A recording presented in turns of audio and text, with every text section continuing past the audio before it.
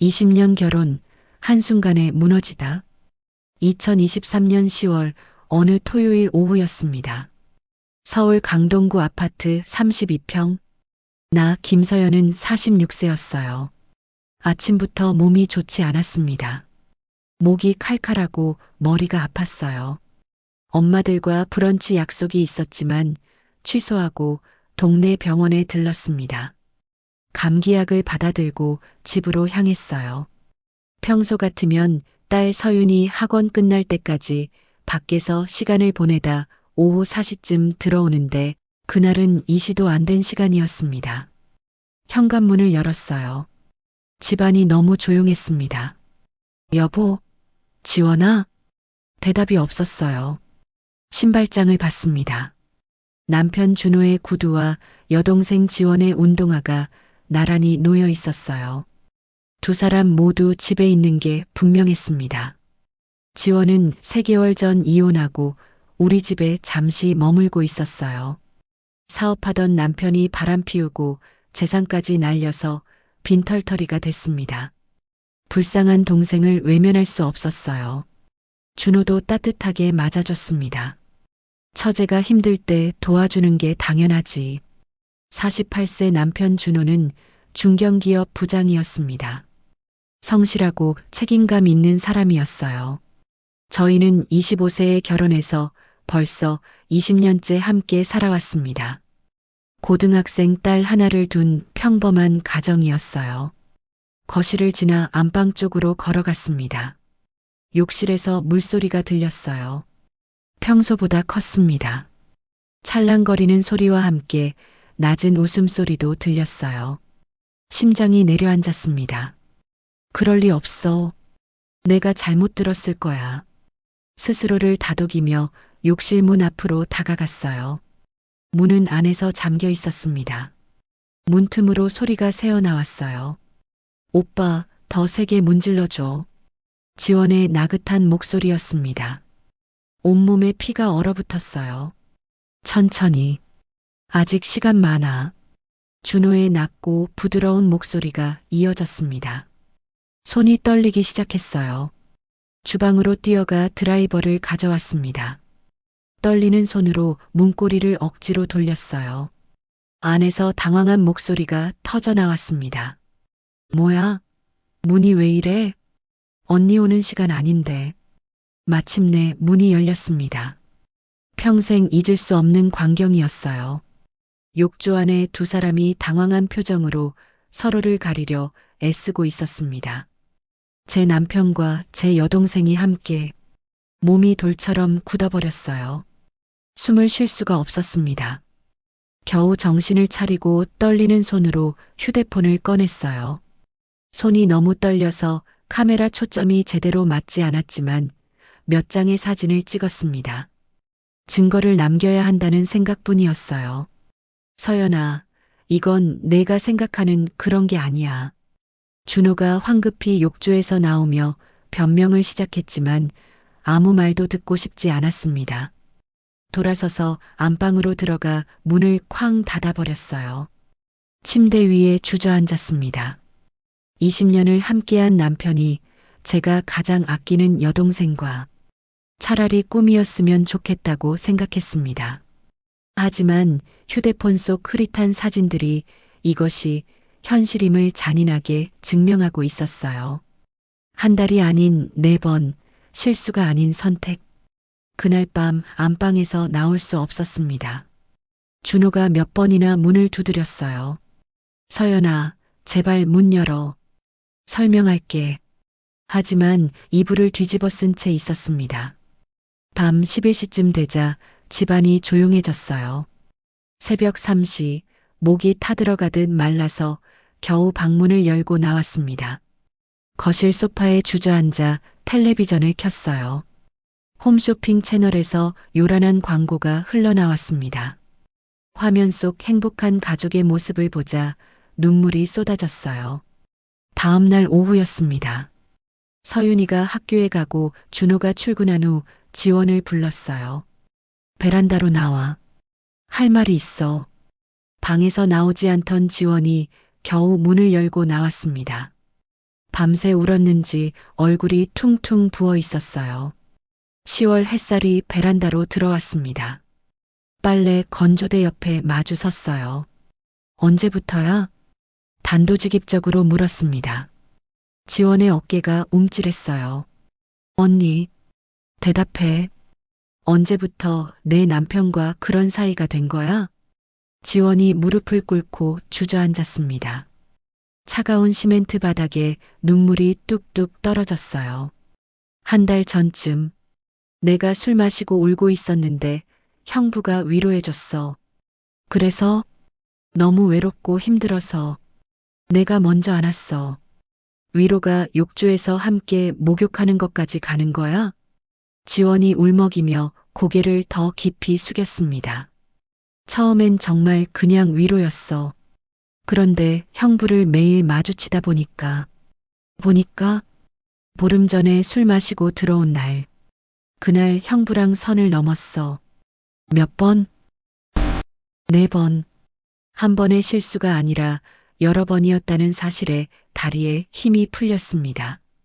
빨래 건조대를 붙잡고 겨우 서 있었어요. 거실로 돌아왔습니다. 쓰레기통이 눈에 들어왔어요. 평소와 달리 뭔가 가득 차 있었습니다. 가까이 가서 봤어요. 맥주캔과 소주병들이 어지럽게 쌓여 있었습니다. 그 사이에서 하얀 종이 한 장이 보였어요. 편의점 영수증이었습니다. 맥주, 소주, 그리고 콘돔. 구매 날짜는 사흘 전이었습니다. 영수증을 들고 베란다로 나갔어요. 짐 싸서 나가. 딸 오기 전까지야. 언니 나 시간 없어. 서윤이 5시에 와. 지원은 30분 만에 캐리어를 끌고 나왔습니다. 현관에서 신발을 신으며 뭔가 말을 하려 했지만 저는 이미 등을 돌리고 창밖을 바라보고 있었어요. 현관문이 닫혔습니다. 창밖을 내려다보니 지원이 캐리어를 끌고 아파트 입구로 걸어가는 모습이 보였어요. 저녁에 서윤이가 돌아왔을 때 아무 일 없었다는 듯 저녁을 차렸습니다. 엄마, 이모는? 일자리 구해서 급히 이사했어. 그래, 인사도 없이? 많이 바빴나 봐. 서윤이는 별다른 의심 없이 넘어갔어요. 그날 밤 안방문을 안에서 잠그고 혼자 누웠습니다. 이제 첫 번째 장벽은 넘었지만 본격적인 싸움은 이제부터였어요. 3개월간의 침묵, 그 안의 계획. 지원이 나간 후 3개월이 흘렀습니다. 겉으로는 평범한 일상이 계속됐어요. 준호는 여전히 회사에 다녔고 저는 주부로서의 일상을 이어갔습니다. 하지만 한 집에 살면서도 우리는 남처럼 지냈어요. 아침마다 식탁에서 마주쳤습니다. 서윤이가 있을 때만 대화했어요. 서윤아, 오늘 학원 몇 시까지야? 5시요, 엄마. 준호와는 눈도 마주치지 않았습니다. 그 기간 동안 저는 조용히 준비했어요. 친구 정희가 소개해준 변호사를 정기적으로 만났습니다. 증거가 확실하네요. 이혼 소송에서 유리할 겁니다. 재산 목록을 꼼꼼히 정리했어요. 통장 내역, 부동산 등기부, 주식 잔고 하나하나 증거로 남겼습니다. 어느 날 지원에게서 문자가 왔어요. 언니 정말 미안해. 한 번만 만나줄 수 없을까? 처음엔 무시했습니다. 하지만 문자는 계속 왔어요. 하루에도 몇 번씩. 일주일을 그렇게 보낸 후 짧게 답했습니다. 다음 주 화요일 오후 2시. 역 앞 카페. 변호사가 조언했던 대로 지원의 현재 상황을 확인해 둘 필요가 있었어요. 화요일이 됐습니다. 약속 시간보다 일찍 도착해 창가 자리에 앉았어요. 잠시 후 지원이 들어왔습니다. 많이 수척해진 모습이었어요. 언니, 자리에 앉자마자 말했습니다. 미안해. 나도 미친 짓인 거 알았어. 그때 지원의 휴대폰이 울렸어요. 화면을 힐끗 보더니 당황한 표정으로 전화를 끊었습니다. 바로 또 진동이 울렸어요. 이번엔 메시지였습니다. 테이블 위에 놓인 휴대폰 화면에 내용이 잠깐 떴어요. 왜 전화 안 받아? 걱정되잖아. 지원의 손이 미세하게 떨렸습니다. 3개월이 지났는데도 여전히 연락하고 있다는 사실. 실망감보다는 오히려 안도감이 들었어요. 이제 정말 미련 없이 끝낼 수 있을 것 같았습니다. 됐어. 더 들을 필요 없어. 커피잔을 내려놓고 일어섰어요. 지원이 뭔가 더 말하려 했지만 저는 이미 돌아서고 있었습니다. 카페를 나오면서 휴대폰을 꺼냈어요. 변호사 사무실 번호를 찾아 전화를 걸었습니다. 선생님, 이제 시작하겠습니다. 이혼 소송 준비해 주세요. 한 달이 지나면서 준호 주변에 소문이 퍼지기 시작했습니다.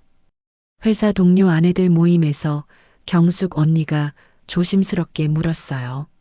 서연아, 여동생은 요즘 어때? 아직 너희 집에 있어? 나갔어요. 어머, 갑자기 왜? 여러 가지로. 불편한 일이 있어서요. 다른 사람들도 궁금한 듯 저를 바라봤어요. 아무도 더 묻지 않았지만 그 짧은 침묵과 제 표정에서 다들 뭔가 심상치 않은 일이 있었음을 눈치챈 듯 했습니다. 준호는 눈에 띄게 변했어요. 퇴근 시간이 점점 늦어졌고 집에 와서도 말수가 줄었습니다. 어느 날 밤 준호가 술에 취해 중얼거렸어요. 회사 사람들이 다들 이상하게 봐. 아무도 대놓고 묻진 않는데 다 아는 것 같아. 저는 그를 차갑게 바라보다가 아무 말 없이 방으로 들어갔습니다. 설날의 선언, 그리고 사표. 설날이 다가왔습니다. 준호는 시댁에 가지 말자고 했어요. 올해는 그냥 우리끼리 가야죠. 명절인데. 어차피 마지막이 될 명절이었습니다. 시댁에 도착했어요. 시어머니가 인사도 제대로 받지 않으셨습니다. 부엌에서 식사 준비를 하고 있는데 시어머니가 들어오셨어요. 서연아, 내가 지원이를 내쫓았다며? 칼질하던 손을 멈추고 시어머니를 봤습니다. 그래서 우리 준호가 회사에서 이상한 소문에 시달린다는 거야? 거실에서 시아버지 목소리가 들렸어요. 남편이 좀 실수했다고 회사까지 못 다니게 만들면 어떡해? 20년 동안 참고 삼켰던 것들이 올라왔습니다. 앞치마를 벗으며 조용히 말했어요. 실수요? 시어머니의 얼굴이 굳었습니다. 두 사람이 함께 욕조에 있는 걸 제가 직접 봤는데도요? 그래도 그렇지. 조용히 넘어갈 수도. 더 이상 들을 수 없었습니다. 저는 먼저 가보겠습니다. 가방을 들고 현관으로 향했어요. 시어머니가 따라 나오셨습니다. 명절에 며느리가 이게 무슨 짓이야? 신발을 신으며 말했습니다. 20년 동안 명절마다 왔습니다. 이제 그만해도 되지 않을까요? 집으로 돌아오는 택시 안에서 오히려 마음이 편해졌어요. 그 일이 있고 2달이 더 지났습니다. 준호는 회사에서 점점 더 고립됐어요. 결국 스스로 사표를 제출했습니다. 그날 저녁 저는 이미 준비해둔 서류를 들고 변호사와 함께 가정법원으로 향했어요. 이혼 조정 신청서를 접수하고 나오는데 휴대폰이 울렸습니다. 시어머니였어요. 서연아, 우리가 좀 심했니? 준호도 후회하고 있어. 법원 앞 벤치에 앉아 차분히 대답했습니다. 어머니, 이제 변호사를 통해서 연락 주세요. 전화를 끊고 가을 하늘을 올려다봤어요. 20년 결혼 생활이 끝나가고 있었지만 이상하게도 후련했습니다. 준호는 모든 것을 잃었어요. 직장도 가정도 부모님의 신뢰까지도. 그것이 그가 치러야 할 대가였습니다. 바다가 보이는 새로운 시작. 2년이 흘렀습니다. 2025년 봄이었어요.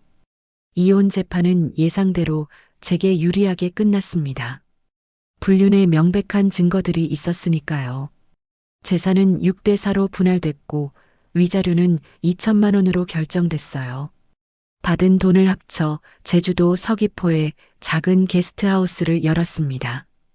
결혼 전 디자이너였던 경력을 살려 직접 인테리어 했어요. 햇빛이 잘 들어오는 하얀 건물이었습니다. 딸 서윤이는 이제 대학생이 됐어요. 수능이 끝난 후 이혼 사유를 설명했을 때 아이는 한참을 울었습니다. 엄마, 정말 미안해. 몰랐어. 내 잘못이 아니야. 시간이 지나면서 받아들였고 지금은 방학 때마다 제주도에 내려와 일을 도와줘요. 어느 평범한 오후였습니다. 게스트하우스 마당에서 꽃을 심고 있는데 정희가 놀러 왔어요. 여기 정말 좋다. 바다도 보이고. 응, 매일 감사해. 그 인간은 요즘 어떻게 지내대? 작은 회사에 재취직했다고 들었어. 지원이는 고향으로 내려갔대. 소식 끊긴 지 오래야. 이제는 그런 이야기도 남의 일처럼 담담하게 나눌 수 있었어요. 저녁에 서윤이가 왔습니다. 엄마, 저녁 같이 먹자. 마트에 들러 딸이 좋아하는 재료를 샀어요. 함께 요리를 하면서 대학 생활 이야기를 나눴습니다. 식사를 마치고 설거지를 하는데 서윤이가 물었어요. 엄마, 행복해? 젓가락을 멈추고 딸을 바라봤습니다.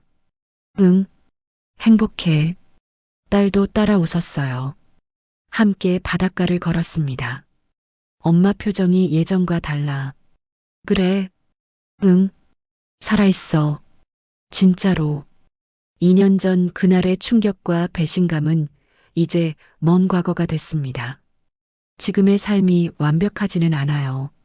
가끔 외롭고 경제적으로 빠듯할 때도 있습니다. 하지만 딸과 함께하는 저녁, 게스트하우스에서 손님들을 맞이하는 아침, 정희와의 통화. 이런 일상들이 저를 지탱해주고 있었어요. 준호가 어떻게 사는지, 지원이 어디 있는지는 이제 중요하지 않았습니다. 저는 제 삶을 살고 있으니까요. 바다를 바라보며 생각했습니다. 때로는 가장 큰 배신이 진정한 자신을 찾는 시작이 되기도 합니다. 46세에 시작한 새 인생. 늦지 않았어요. 게스트하우스 간판에 새겨진 이름을 올려다봤어요. 서연의 집. 이제 진짜 제 이름으로 사는 인생이었습니다.